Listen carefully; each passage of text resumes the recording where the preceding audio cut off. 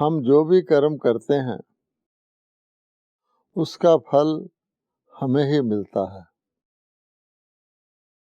कर्मों की गति का ज्ञान जो परमात्मा देते हैं कि जो करता है वो ही पाता है, जितना करता है उतना ही पाता है और जैसा करता है वैसा ही उसको मिलता है। तो एक तो ये बात होती है कि हम अपना ही भाग्य बनाते हैं अपने कर्मों के द्वारा। कोई भी व्यक्ति अगर दुर्भाग्यशाली है, भाग्यशाली है या सौभाग्यशाली है तो अपने कर्मों के अनुसार ही है। लेकिन कर्मों की गति बहुत गुह्य है, इसलिए भगवान कहते हैं ये ध्यान रखना चाहिए कि जैसा कर्म मैं करूँगा मुझे देखकर दूसरे भी वैसा ही कर्म करेंगे। भगवत गीता में भी ये कहा हुआ है कि श्रेष्ठ मनुष्यों के कर्मों का उनके आसपास वाले अनुसरण करते हैं। अब इस बात से हमें ये पता चलता है कि हमारे पुण्य कर्म ना केवल हमारे करने से बनते हैं, लेकिन हमारे कर्मों को देखकर जो अन्य लोग उनका अनुसरण करते हैं, हमारे कर्मों को फॉलो करते हैं, उसका भी अच्छा या बुरा फल हमें ही मिलता है। अर्थात अगर मैं अपने कर्मों पर ध्यान देकर श्रेष्ठ कर्म करूँगा तो अन्य भी मुझे देखकर वैसा ही कर्म करेंगे। उनके श्रेष्ठ कर्म करने का फल भी कुछ हिस्सा मुझे मिलेगा। ये भगवान ने हमें बहुत वर्ष पहले ये ज्ञान सुनाया था। अब समय बदल गया है और समय बदलने के साथ साथ ज्ञान की गति और कर्मों की गति भी अति गुह्य होती जा रही है।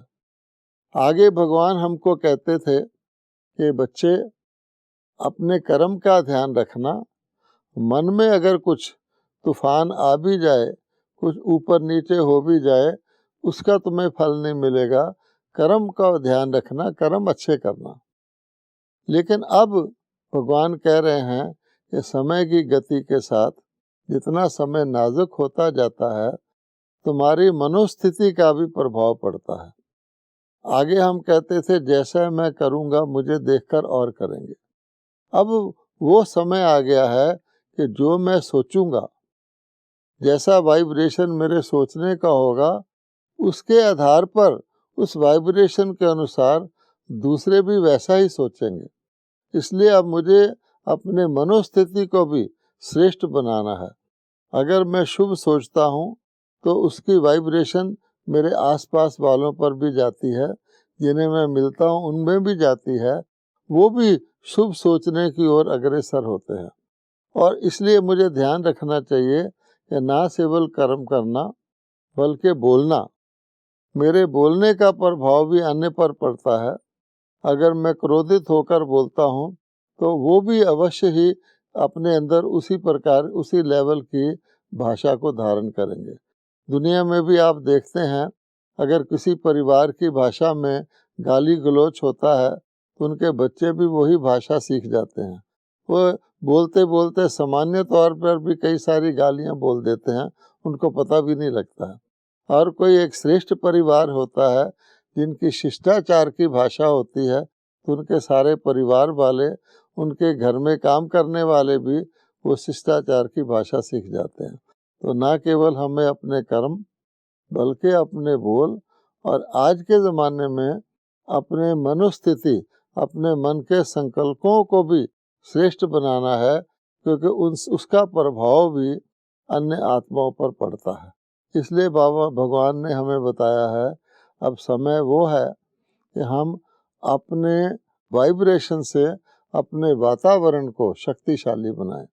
जैसे किसी मंदिर में आप जाते हैं, वहाँ का वातावरण और तरह का होता है, और किसी सिनेमा घर में जाते हैं, चाहे वो खाली भी हो, वहाँ का वातावरण वाइब्रेशन और तरह का होता है। तो हमें अपने आसपास के वातावरण को भी शक्तिशाली और श्रेष्ठ बनाना चाहिए। इसका प्रभाव भी अन्य आत्माओं पर पड़ता है। जब भी हम अपने कमरे में बैठते हैं, कहीं जाते हैं, तो वहाँ शांति की और शक्ति की, स्नेह की वाइब्रेशन फैलाएं, ताकि वहाँ का वातावरण आने वालों को भी प्रभावित करे, और फिर वो जो हम उनको ज्ञान सुनाना चाहते हैं वो उसको बहुत ध्यानपूर्वक सुनकर एकाग्र होकर धारण करेंगे। ओम शांति।